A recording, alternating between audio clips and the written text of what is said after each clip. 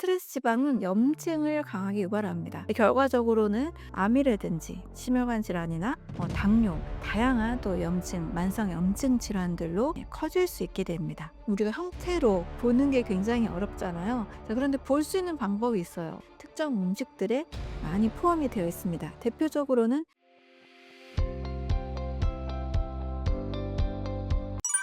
자기소개 부탁드립니다. 네, 안녕하세요. 완전해독 연구소의 류은경입니다. 반갑습니다. 포화지방이 비만과 심장병을 유발하나요?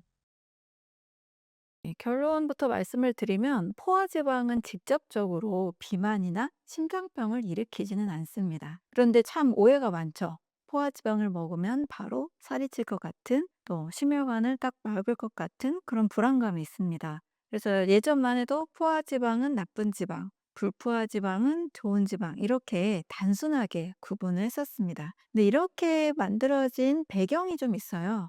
미국의 엔셀키스라는 1950년대 학자의 가설 때문입니다. 이 엔셀키스는 포화지방을 먹으면 비만과 심혈관 질환의 위험이 높아진다라는 것을 가설로 세웠는데, 가설이라는 것은 충분한 연구, 많은 사람들의 어떤 사례, 분석, 논문들 이런 것들을 통해서 검증이라는 걸 거쳐야 되잖아요. 그런데 사실 이 가설은 충분한 검증을 거치지 않았습니다. 포화지방이 몸에 더 도움이 될 수도 있다라는 그 반대 연구 결과들이 최근에는 더 많아지기 시작한 거죠. 직접적으로 캐나다 맥길 대학에서는 식물성 기름인 콩기름이나 카놀라 같은 이런 기름은 사실 좋은 기름이 아니죠. 이런 기름 대신에 포화지방인 코코넛 오일을 섭취했을 때 매년 16kg씩 몸무게가 감소했다라는 연구 결과가 나왔습니다. 그러면 포화냐 불포화냐 이게 중요한 게 아니고요. 우리 몸에서 이 지방이 어떻게 대사가 되느냐 이것이 중요하다는 거죠. 왜 포화지방이 문제가 안 될까라고 생각을 해본다면, 사실 지방은 우리 몸에 아주 중요한 부분을 만들어내는 역할을 합니다. 그중에서 세포막을 구성하고요. 또 호르몬을 만들어내기도 하고요. 특히 가장 우리 몸에서 중요하다고 볼 수 있는 뇌기능을 유지하는 데 있어서 굉장히 중요한 꼭 필요한 필수 영양소가 됩니다. 특히 뇌의 약 70%는 거의 지방으로 이루어져 있거든요. 포화지방 자체는 나쁘고 불포화는 좋고 이런 게 아니고요. 포화지방은 탄소 입자가 구조적으로 안정적으로 이루어져 있고, 불포화지방산은 이 탄소 입자의 구성이 하나 더 추가가 돼 있어서 조금 불안정한 구조다, 불포화되어 있다 이렇게 이해하면 됩니다. 그래서 불포화지방은 포화지방에 비해서 더 산화가 좀 잘 되는 그런 부분이 있습니다. 그럼 지방은 뭐가 잘못됐을까? 지방 자체가 문제가 아니고요. 이 지방을 어떻게 먹느냐, 함께 먹는 음식, 식사의 조합이 문제입니다. 특히 가장 위험한 조합은 지방과 설탕을 같이 섞어 먹는 거고요. 또 지방과 정제탄수화물이 섞여 있는 거, 또 지방, 설탕, 정제탄수화물 이 세 가지가 모두 섞여 있을 때 우리 몸에 크게 좋지 않은 반응이 일어납니다. 이 조합으로 인해서 나타나는 반응들은 이제 인슐린 저항성이 가장 많이 일어나고요. 또 염증도 계속 쌓일 수가 있고, 또 이 두 가지가 계속 조합이 되면 지방이 태워지지 않고 계속 몸에 쌓이는 몸이 됩니다. 그래서 중요한 것은요, 포화 불포화냐 절대 중요하지 않습니다. 오히려 자연 상태입니까? 또는 가공되었는가? 이게 중요하게 되는 거고요. 그리고 산화가 되었는지, 산화가 되지 않았는지, 또 가공되는 과정에서 트랜스 지방이 얼마나 생성되는 단계인지 이런 것들이 매우 중요합니다. 몸을 망가뜨리는 나쁜 지방은 무엇인가요? 몸을 망가뜨리는 나쁜 지방은 바로 트랜스 지방입니다. 트랜스 지방은 사실 많은 분들이 나쁜 지방으로 알고 있어요. 그래서 최대한 내 식품업계에서도 이 트랜스 지방의 섭취량을 0을 목표로 만들어내기도 합니다. 근데 간혹 제조 자체는 0이지만 유통 과정 중에, 보존 과정 중에 사실 트랜스 지방이 생겨나기도 합니다. 그러면 트랜스 지방이라는 것은 무엇인가? 바로 트랜스라는 것은 꼬였다는 건데, 무엇이 꼬였냐면 원래 지방은 자연 상태에서는 이 시스라는 구조를 가지고 있습니다. 그런데 이 가열되고 정제되고 가공되는 과정에서 이 시스 구조가 뒤틀리면서 바로 뒤틀렸다라는 의미를 가진 트랜스 형태로 바뀌게 되는 겁니다. 그래서 뒤틀린 지방, 뭐 비틀어진 지방, 이것이 바로 이 트랜스 지방인 거죠. 근데 이게 왜 위험하냐면 첫 번째로 우리 몸에서는 트랜스 지방을 아예 필요로 하지 않아요. 그래서 제대로 처리가 되지 않습니다. 이것은 자연에 없는 구조이기 때문에 인위적으로 만들어낸 구조잖아요. 그래서 우리 몸이 이것을 잘 인식해서 대사하고 버리고 이런 것들을 못하게 되고 체내에 쌓이게 됩니다. 쌓일 뿐만 아니라 정상적인 신진대사, 지방대사, 또 세포막의 그런 대사, 세포 기능의 대사 이런 대사들을 또 방해하게 됩니다. 두 번째로는 이 세포와 연결되어서 바로 세포막을 망가뜨립니다. 세포의 막은요 이중 지질막으로 되어 있습니다. 이 막이 굉장히 중요한데요.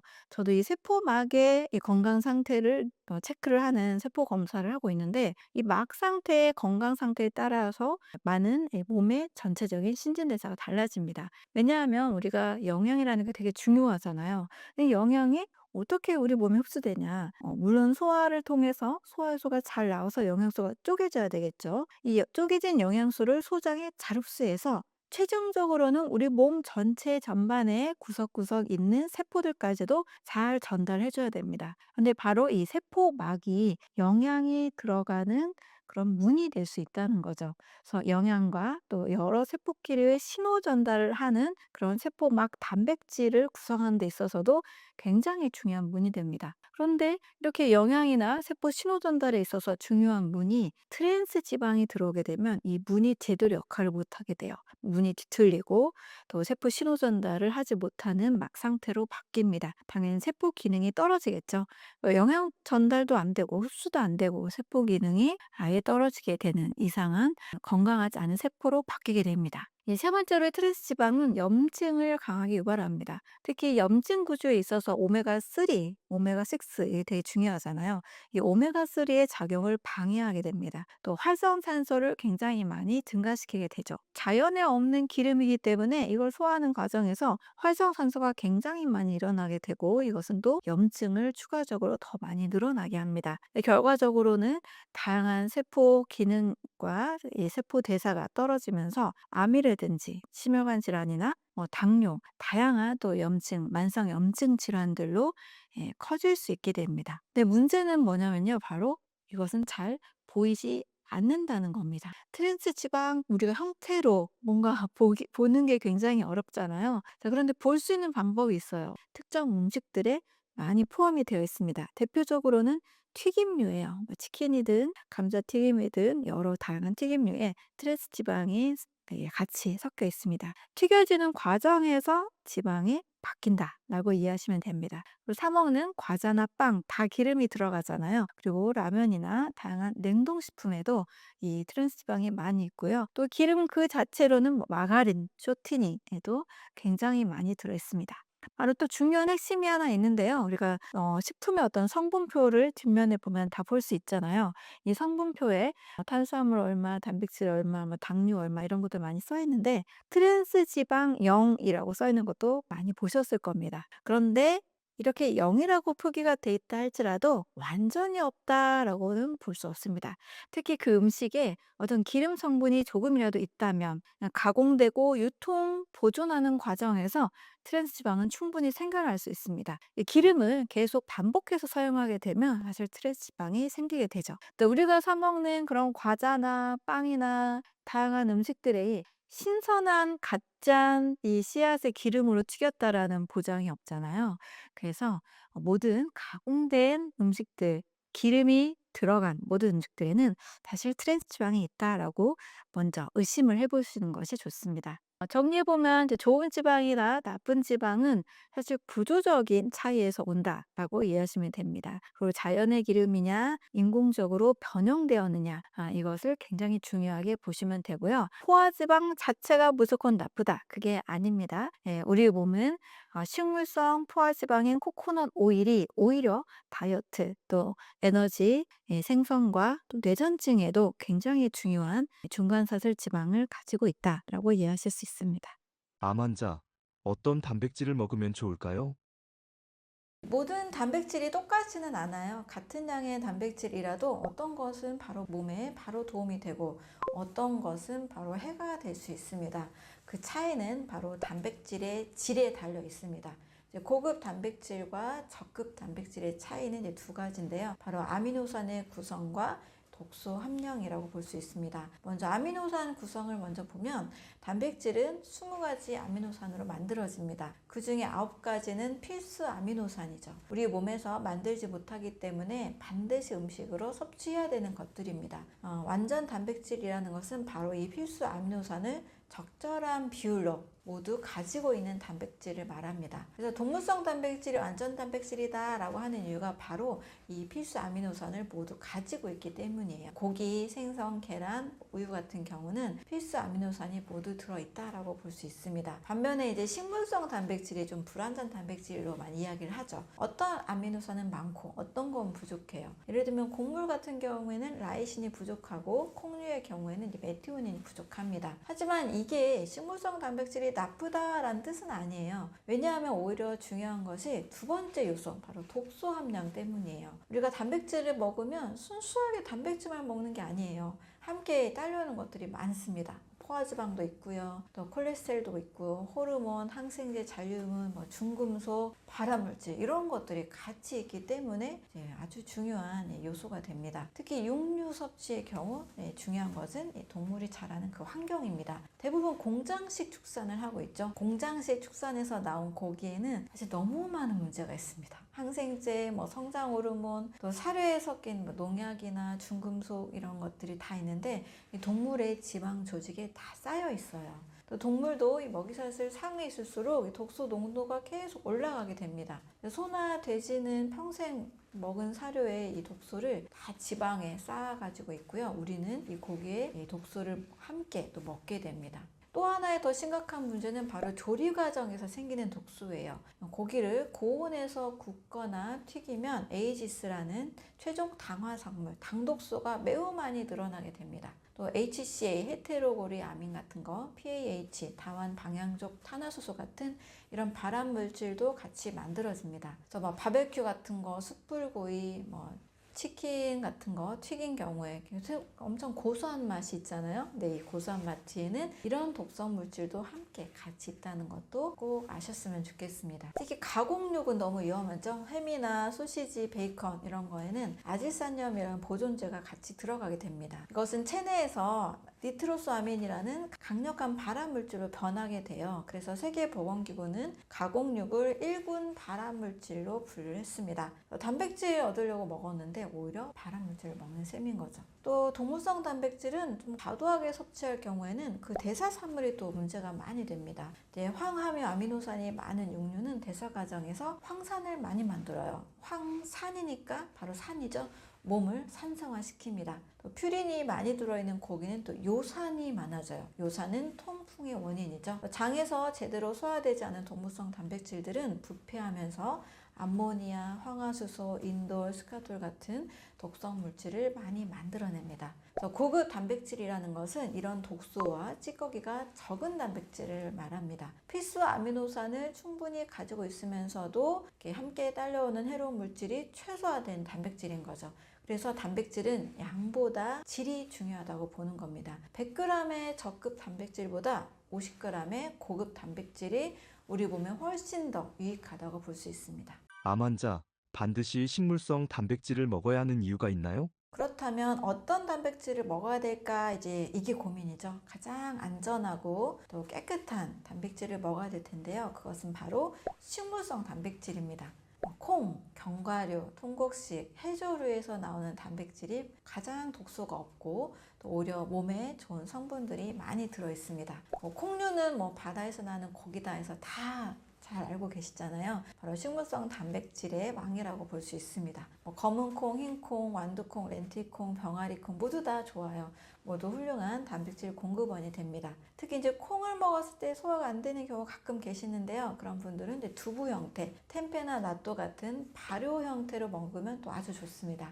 콩 단백질은 소화 흡수율이 높고 또 콜레스테롤도 낮춰주고 혈당도 떨어뜨려주죠. 이소플라본이라는 식물성 에스트로겐이 호르몬의 균형을 도와주고 항암 효과도 같이 가지고 있습니다. 예전에 바로 이 이소플라본 때문에 오히려 유방암을 악화시킨다는 오해가 있었던 시절도 있었어요. 근데 이제 연구라는 것은 계속 진행이 되잖아요. 최근 연구는 또 정반대의 결과를 보여주고 있습니다. 콩을 많이 먹는 아시아 여성들을 서양 여성들과 비교했을 때 유방암 발생률이 훨씬 낮고 유방암에 걸린 후에도 콩을 먹는 사람들이 재발률이 더 낮았습니다. 이제 현재 다시 바뀐 연구 결과는 암을 예방하고 치료하는 데 도움이 된다라고 밝혀졌습니다. 특히 이제 단백질 중에서 더 고소하고 또 안전한 단백질 견과류도 아주 좋습니다. 아몬드, 호두, 캐슈넛, 피칸 이런 데에는 단백질이 3분의 1가량 아주 많이 들어있습니다. 단백질만 있는 게 절대 아니죠. 아주 좋은 지방, 비타민 E,